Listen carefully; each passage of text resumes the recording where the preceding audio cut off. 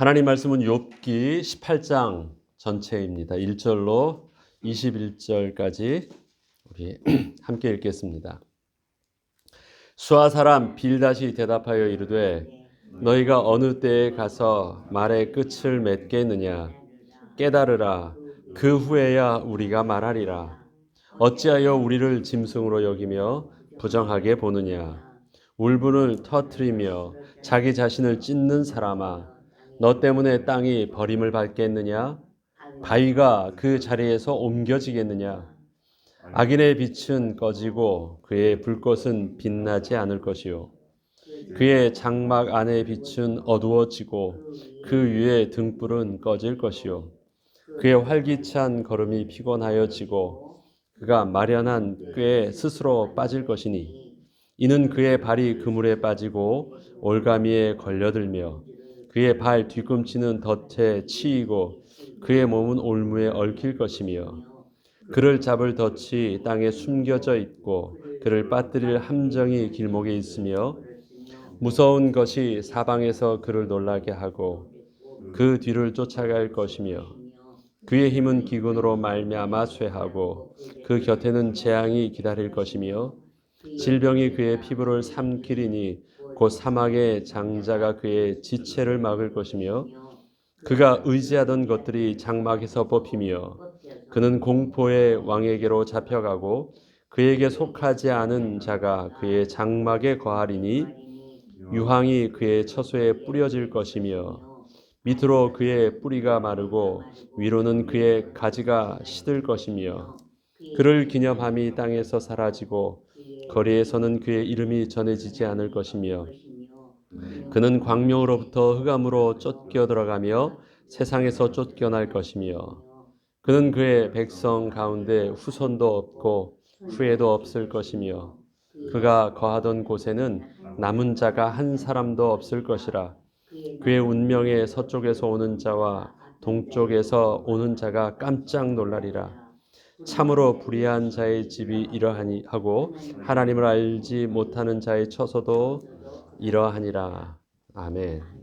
오늘의 본문은 수아 사람 빌닷의 두 번째 말입니다. 세 친구 중에서 다 한마디씩 하고 또 듣고 또 한마디씩 더 하는데 그 중에 엘리바스를 시작으로 오늘은 빌닷이 하는 말입니다. 사실 다르지 않은 말을 엘리바스와 달리지 않은 말을 하는데요. 여기서 보면 빌닷은 뭐라고 표현을 하냐면 18장 2절에 보면 너희가 어느 때까지 가서 말의 끝을 맺겠느냐. 그러니까 말이 서로가 끝이 안 난다는 거예요. 계속. 그런데 여기서 쓰는 표현이 너희가예요. 너희가 어느 때까지. 그러면 지금 빌닷은 욥만이 아니라 욥을 보고 또 엘리바스의 말을 들으면서 둘 다 뭔가 다르고 내가 좀 더 다르다. 내가 옳다 얘기하면서 또 얘기하고 있는 거예요. 근데 사실 저희가 제3자에서 보면 그 말이 그 말이거든요. 같은 말을 하는데 빌닷은 그렇게 표현하고 있습니다. 너희들이 하는 것을 보면 둘을 다 싸잡아서 양쪽 다 지금 끝이 나지 않는 말들이 계속해서 허공에서 돌고 있다라는 표현을 쓰면서 내 말이 옳다라고 하면서 오늘 하는 이야기들입니다.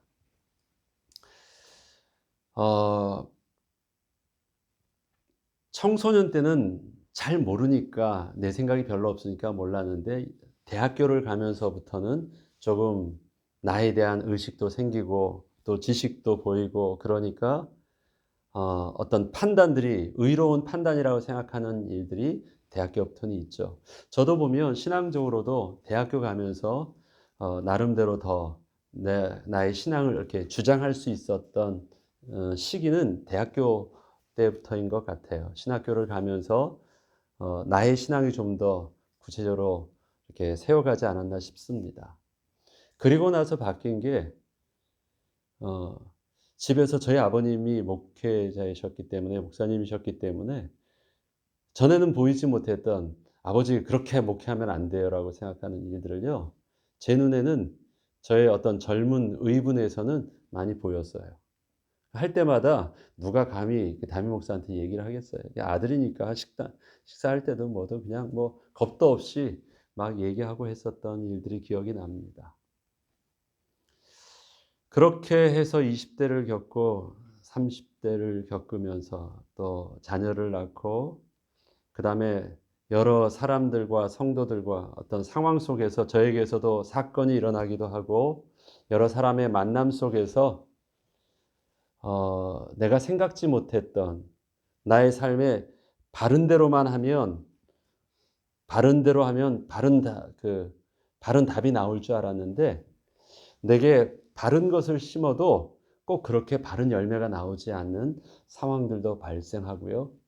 나의 의도와는 전혀 상관없는 그 일들이 예, 나의 말들을 통해서 다른 사람이 오해를 받기도 하고 상처를 입기도 하고 나는 그냥 아무 뜻 없이 지나갔는데 나한테 상처받았다는 얘기들도 막 듣기도 하고 그때 인사 안 했다는 얘기도 듣기도 하고 뭐 여러 가지 일들이 굉장히 많이 닥치기도 했습니다. 그러면서 점점 뭐가 없어졌냐면 그 말수가 좀 줄어들더라고요. 함부로 얘기했던 것들을 함부로 말할 수 없구나. 왜요? 시간이 지나니까 저도 그 입장 속에 들어가는 일들이 많이 생겼거든요. 남들한테는 기도하면 그러니까 아프면 기도하라 그랬는데 내가 아파 보니까 그게 그런 게 아니더라고요.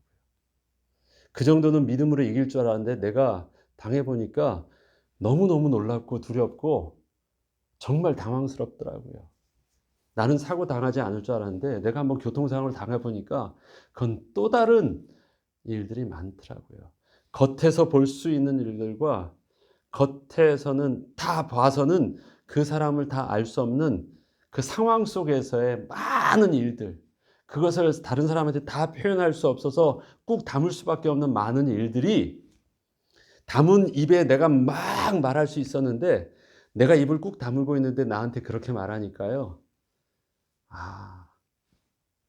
그렇게 겪고 나니까 제 보는 것이나 제 판단하는 어떤 섣불리 판단하는 것이나 섣불리 말했던 많은 부분들이 점점 나이가 들면서 말수가 적어들고 상대방을 좀 이해하거나 입장들이 되어가는 것 같아요. 욥기를 보면서 문득 지난날 생각이 들었습니다. 때로는 욥의 입장처럼요. 그렇게 억울함을 당할 때도 있었어요. 지금도 생각해 보면 그렇게 당했던 것이 마음이 한 것이 애릴 만한 일들도 있었거든요. 마음이 아파가지고 한 달 동안 말을 못했을 정도도 있었고, 누구한테 어떻게 다 이 변명할 수 없는 일들, 벌어지는 일들이 의도치 않게 되어지는 일들도 있었기 때문에 욥의 입장 속이라서 할 말은 속에 많아도 그럴 수도 있겠구나. 그런데 한편으로는요. 그래, 나도 빌닷이나 엘리후처럼 나도 겁도 없이 그렇게 말할 때도 있었지. 그래서 그냥 양쪽을 보면서 이 친구들을 보면서는 웃음이 날 때도 있고요. 참 몰라서 나도 그랬었지. 랄 때도 있었고요. 욥을 보면서 지난날의 내 모습을 보면서 또 마음이 애린 부분들도 있어서 또 공감되어지는 부분들도 있는데 상황이 이것을 쉽게 풀 수 없다라는 것도 알아요. 이게 서로 중간에 가지고 다 내가 일로 와봐 그런 거 아니야 해서 둘이 데려다 두고 곰곰이 다 양쪽 편을 들어주면서 말해주면 이게 끝날 만한 일이 아니라는 것들도 알아요. 그래서 우리는 어떻게 할 수밖에 없습니까? 보면서 그래 결국 지나고 보니까 시간이 지나야 돼요. 하나님의 범사의 때와 기한이 있는 시간이 지나야 돼요. 왜? 양쪽에게 그 시간들이 필요하거든요. 내 말들을 다 하니까 나도 몰랐던 내 속에 잘못된 하나님에 대한 이미지와 잘못된 신앙과 보지 못했던 나의 의로움이요. 막 꺼내놓고 보니까 모르지 못한 나도 내가 다 꺼내서 나를 알게 됐거든요. 그리고 나서 시간이 지나니까 이런 내가 잘못된 생각들과 오해된 나의 어림이 있었구나도요. 알게 돼요. 그리고 억울함도 이것이 다 말해줘야 되고 다 이해될 것처럼 보였지만 그 속에서 하나님이 내게 또 훈련시켜 주시는 또 다른 보지 못했던 내면 속에 깊은 나의 모습도 보게 되고, 하나님의 더 크신 하나님의 계획들도 있었구나. 나는 억울해 보이고 아파 보였지만 하나님의 마음이 악함이 아니셨구나. 선하신 더 큰 하나님의 선하신 계획이 있었구나 해서 또 그것을 통해서 내가 더 인내하는 법들도 더 성장하는 것들도 보여요. 결론적으로는 무엇입니까? 하나님은 이러한 합력하여 선을 이루시는 하나님의 계획은 시간이 필요해요. 시간이.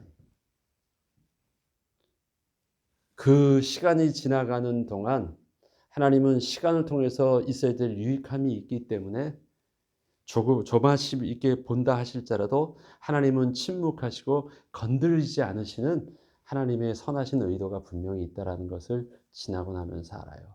그것이 하나님의 선하심이라는 것을 내가 고백할 수밖에 없는 이유는 왜 그렇습니까? 욥처럼 억울함이면 그렇게 망할 것 같은데 그렇지 않더라고요. 지나니까 회복시켜 주시는 은혜도 봐요. 친구들처럼 그렇게 하나님에 대한 올바른 이해도 없이 함부로 막 했으면 하나님이 진노하셔서 벌이라도 받았을 것 같은데 꼭 그래서도 내가 그것 때문에 하나님 앞에서 그렇게 진노를 받은 일이 없어요. 내 행동이 옳아서 그동안 잘 살았기 때문에 지금 제 모습이 이렇게 버젓이 서 있는 게 아니에요. 그때 내가 옳은 줄 알고 했던 실수들도 하나님은 이해해 주시고 묵묵히 바라봐 주셨고요. 그의 억울함도 하나님은 아시면서 그것이 내 인생의 큰 고통으로 나의 발목을 잡지도 않게 해주셨어요. 그래서 저와 여러분이 이 자리에 은혜 가운데 앉아 있는 것입니다. 다 그대로 하나님이 우리의 모든 일들을 다 계수해 가지고 그대로 주셨다라면 하나님께 받을 게 많을까요? 아니면 하나님 앞에서 진화의 하나씩 더 현미경 보듯이 보면 하나님의 진노가 더 클까요? 하나님이 받을 상급이 더 클까요? 은혜예요. 그리고 보니까 하나님이 선하시구나. 이런 모든 일들 속에서 하나님의 침묵이 오히려 하나님의 선하심 때문에 무관심이나 하나님이 못 건드시는 것이 아니라 하나님의 선하심이 이렇게 잠잠히 참고 계시는구나. 기다리시는구나.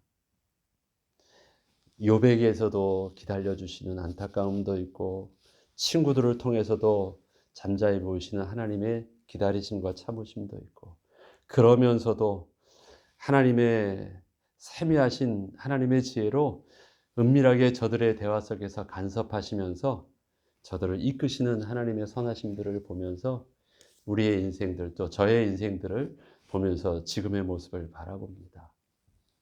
그리고 돌아보니까 20대보다는 30대, 40대보다는 그때보다는 또 1년 전보다는 오늘의 모습이 달라지는 모습들을 봐요. 더 막 크게 뭐가 달라진 것이 아니라 점점 바뀌어지는 모습은 뭐냐면 평안해져요. 이렇게 막 일희일비했던 그 움직임이 우리의 신앙이나 내 삶의 이 곡선들이요. 사건들은 뭐 그냥 늘 있어 보여도 이 곡선의 그 각도가 점점 완만해져요. 그래요. 그렇게 그것에 대해서 크게 반응하지 않고 내 영혼이 주 안에서 평안해지는 은혜들을 맛봅니다. 오늘 본문의 왜 친구의 말도 보면 하나님께서는 또 빌닷을 향한 하나님의 은혜 가운데 그의 속마음들을 다 꺼내려게 하십니다. 사건이 나보니까 내가 누군 줄 알겠더라고요.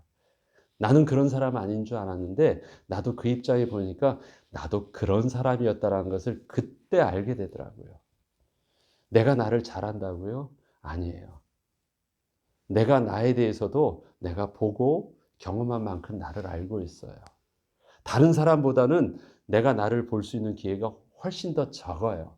내가 생각하는 내 속마음이 나인 것 같죠? 그렇지 않아요. 속마음에 내가 막 하니까 나보다 다른 사람이 더 모를 것 같은데 세상 사람들 앞에 비춰지는 나의 모습은 나도 모르는 사이 무의식 속에 내가 하는 행동들은요.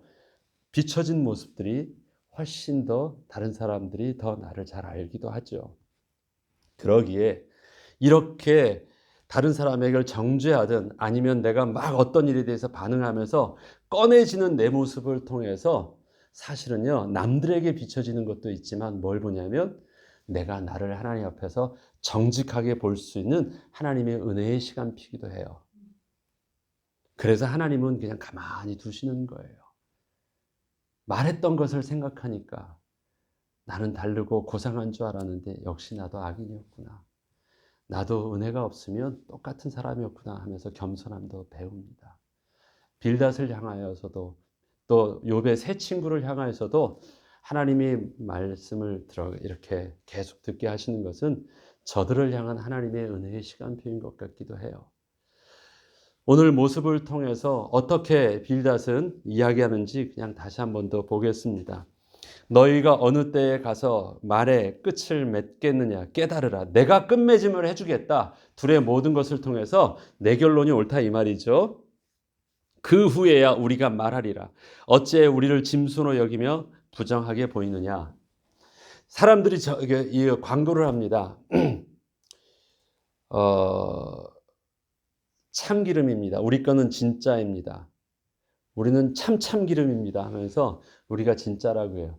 다른 사람이 저거 가짜라고 얘기하지 않는데 우리가 정말 진짜입니다라는 그 언어 속에서는요, 뭐가 느껴집니까? 다른 것이 가짜라는 어떤 그 표현들이 담겨져 있는 거예요. 대부분 그 광고들을 그런 식으로 하죠. 다른 사람은 그것을 그 상대 진영에 있는 사람들은 뭡니까? 이 사람의 그 말틀 속에서 자기를 무시하거나 자기를 빗대어서 악하게 하는 그것을 가지고 화를 내기도 하는데 직접적으로 한 것은 없으니까 뭐라고 말은 못하는데 그 의미가 담겨있는 언어를 보죠. 이 지금 친구 엘리바스와 욥의 이야기들을 보니까요, 그 이야기 속에서 뭘 불쾌함을 느끼는 거예요. 자기는 옳고 자기만 옳고 남들은 옳지 않구나, 그걸 느끼는 거예요. 그래서 오늘 쓰는 말들이 어찌하여 우리를 짐승으로 여기며 부정하게 보이느냐. 다 그렇게 말합니다. 여기서 또 우리라고 한다면 또 누구일 수도 있을까요? 그냥 함께 할 때 만약에 욥을 향해서 본다면 두 친구, 세 친구를 욥에게는 우리를 부정하게 여기냐 말하고도 하고요.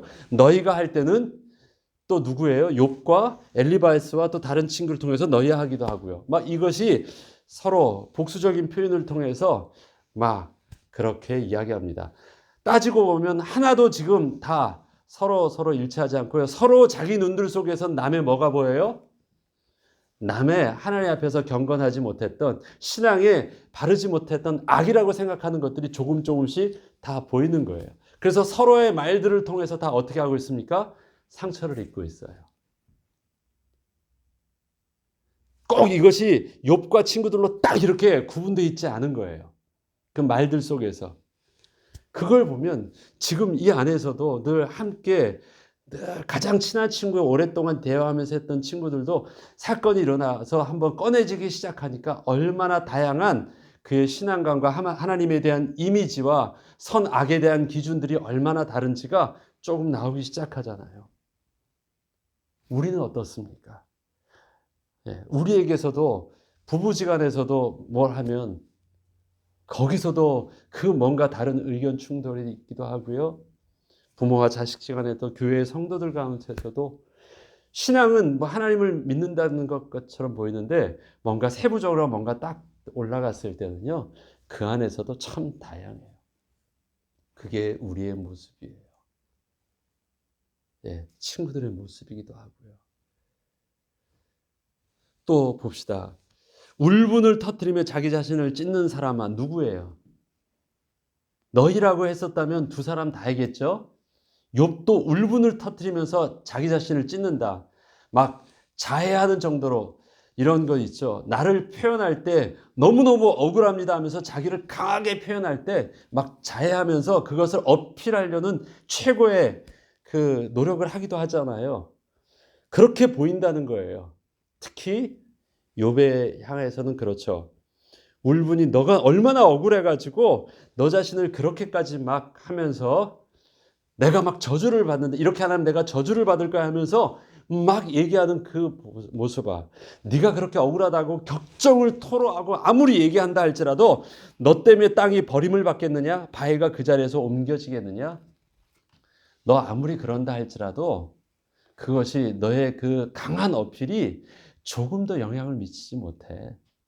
너가 한다고 해서 땅에 평안하게 흐르는 물이 갑자기 뒤집어질 만큼의 변화가 일어날 일도 없고, 그만큼 부질없다라는 얘기예요. 그렇게 아무리 네가 어필한다 할지라도, 억울하다고 표현한다 할지라도 세상에 진리는 만물의 이치는 그대로 지나갈 뿐이야.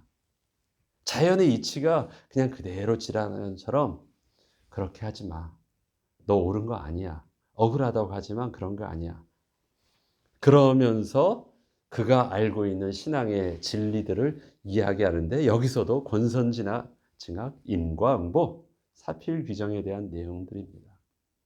여러분들이 영화를 보면요, 특히 이런 액션 영화나 여기를 보면 처음에는 막 악인이요, 악랄하게 막 해요. 우리들도 보면 그래도 주인공 편을 보면 막 피해를 입거든요. 그런데 이 영화 감독은 영화를 어떻게 하냐면요, 마지막에 한 번에 그 반전되면서 승리하는 그 카타르시스를 확 느끼게 하려고요. 어떻게 하냐면 그 악인을 더 악하게 만들어요. 더 악하게 이 주인공을 괴롭히고 막 있고, 그 표정과 그 행동과 막 하는 것들이, 그래서 보는 이로 하여금 어떻게 해요? 저놈은 죽어 마땅해 라고 해요.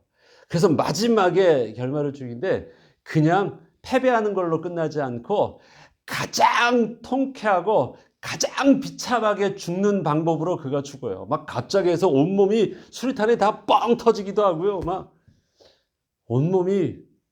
그러면 어떻게 돼요? 보던 사람이 잘 죽었다고 하면서 아유 사람이 죽었네, 아이고 잔인하다 하지 않고요, 막 통쾌함을 하면서 영화가 끝나죠.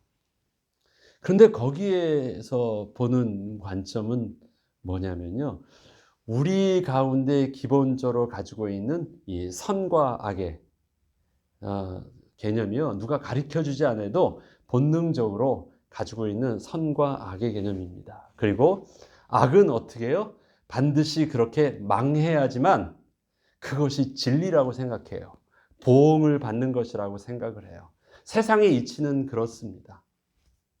악한 자는 보응을 그거대로 악하게 비참함을 받아야지 공평한 거라고 생각해요. 근데 악한 자가 잘 되는 것은 억울하다고 생각을 해요. 근데 세상이요, 그렇게 돌아가지 않아요. 사람들이 영화를 통해서 그렇게 계속 그런 영화를 보는 이유는 무엇입니까? 현실은 그렇지 않거든요. 여러분들이 드라마를 좋아하잖아요. 드라마를 왜 좋아합니까? 인생이 드라마 같았으면 좋겠어요. 막 그렇게. 네, 왜? 현실이 그렇지 못하니까. 말한 대로 착착 권선징악 사필규정이 안 돼요. 그렇게 하는 사람들도 있지만 많은 대부분 사람들은요, 억울해요.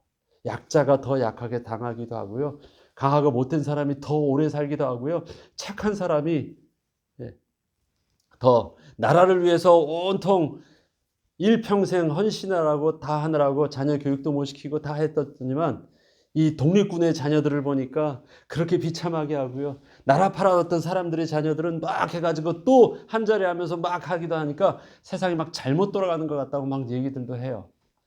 세상이 그래요. 전도서에 보면 그렇대요, 세상이. 그래서 부질없대요. 그런데 맞습니다. 하나님은 세상을 그렇게 바라보지 못해요. 그러지 않아요. 우리가 볼 때는 강자와 약자, 선과 악이 구분되어지는 어떤 것이 있지만 전부 다 상대적인 기준입니다. 상대적이에요. 내 편에 있을 때는 영웅이고 내 편에 있을 때는 우리나라를 애국지사지만 일본 편에 있어 볼 때 그 암살한 사람은요, 테러리스트예요. 테러리스트. 그런 굉장히 극단적인 기준들이 선악의 기준들로 우리에게 있습니다. 그러나 하나님의 절대적인 기준은 뭐라고 말합니까? 너희들이 생각하는 그 모든 억울함들이나 불의라고 생각하는 모든 일들은 다 뭐예요? 전도서가 말하는 헛되고 헛된 일들이에요. 그래서 거기에 너희가 어느 편에 속하려고 하지 말고, 거기에 너희 어느 시간표에 있으려고 하지 말고, 어떻게 해요? 어떤 시간표 속에서도 나는 어떻게 해요? 하나님 편에 있으려고 하고, 예, 하나님의 시간표 속에서 내가 인도함을 받는 하나님의 시간표 속으로 들어가려고 하래요. 그게 여호와를 경외하는 지혜고, 여호와 안에서 우리가 올바른 지식을 얻을 수 있는 영적인 비밀이래요. 오늘 본문을 통해서도 보면 그것입니다. 빌닷을 통해서도 보는 자기 시각이에요. 그래서 그 자기 시각 속에서 또 못해요? 이대로 하면 악인들은 어떻게 해요? 분명히 그 빛은 사라진다고 하면 생명도 끊기는 것이고, 그 다음에 자기 꾀에 빠져 죽는다고 하면 결국 그것은 틀린 것이니까 그 꾀에 남만 죽이는 것이 아니라도 반드시 그렇게 그것이 실패로 돌아가야 되는 것이고, 악인은 공포와 제왕 속에서 질병을 경험하는 그런 악함이 결과가 그렇게 악하게 나타나야 되는 것이고, 악인의 삶은 기억조차 되지 않을 정도로 존재함이 없어져야 되는 것처럼 하면은 내 마음이 속 시원할 것처럼 보이는데, 그 진리가 계속 말씀드리지만 그러한 진리가 내가 하나님 앞에서 구원받는 진리는 아니에요. 여러분들이 속 시원할 수 있겠죠. 여러분의 억울함이 해결함을 받을 수 있겠죠. 그러나 여러분이 하나님께 나아갈 수 있는 거룩함의 진리는 되지 못해요. 여러분들도 상대적 입장에서 봤을 때는 분명히 악인이 될 수 있기 때문에 그렇습니다. 그러하기에 오늘의 이 빌닷의 말들을 통해서도 그렇구나. 여전히 우리가 한편에 속했을 때는 이러한 기준을 가지고 상대방을 저주할 수밖에 없구나. 그 기준 속에서 저주한 말들이 욥의 입장에서 또 다른 친구들의 입장 속에서는 나 자신에게 또 정죄해서 고통하는 찌르는 칼이요, 찌르는 창이요, 또 베는 칼처럼 나의 입에 거룩함이 들어갈 수도 있었겠구나. 또 한 번 되돌아보게 되고 또 다른 우리의 모습을 보게 됩니다.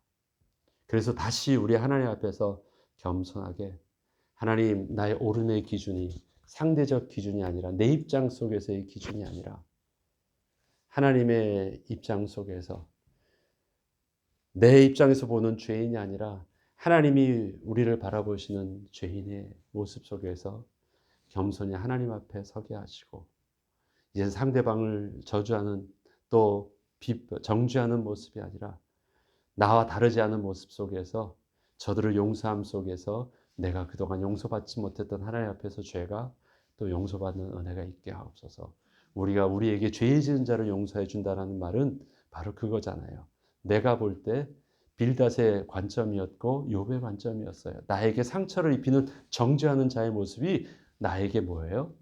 죄 지은 자였어요. 그런데 그 속에서 무엇을 보게 될 때, 나를 보게 될 때 어떻게 해요? 그리스도의 은혜가 저와 여러분에게 임하는 것입니다. 내가 이만큼 베푸니까 하나님 나에게서 보상해 주세요, 그런 말이 아니에요. 그게 올바른 영적인 기준이에요. 그래서 계속해서 비춰지는 우리 모습을 통해서 안 무너지는, 어느 면으로 우리가 평생 십자가에서 나 자신을 매일매일 죽여야 되는 영적 싸움을, 죄와 싸우되 피 흘리기까지 끝까지 싸워야 되는 우리의 인생의 싸움이 있지만, 그래도 그리스도의 장성한 분량에 이르기까지 하나님이 한 걸음 한 걸음 성장시켜 주시는 그 은혜를 붙잡고, 오늘도 주의 말씀이 내게 거룩한 빛이요 거룩한 거울 되게 하시고, 또 하나님의 올바른 믿음의 눈이 되게 하시고 시각이 되게 하셔서, 혹시 이 말씀 속에서 내가 누구에게인가 나의 옳음을 통해서 강요해서 또 정죄해서, 올바로 사랑의 마음이라는 중심은 뭐 칭찬할 만한데 결과는 결국 아픔 속에서 저들을 상처 입게 했던 부분이 있다면 하나님 주워 담을 수 없습니다.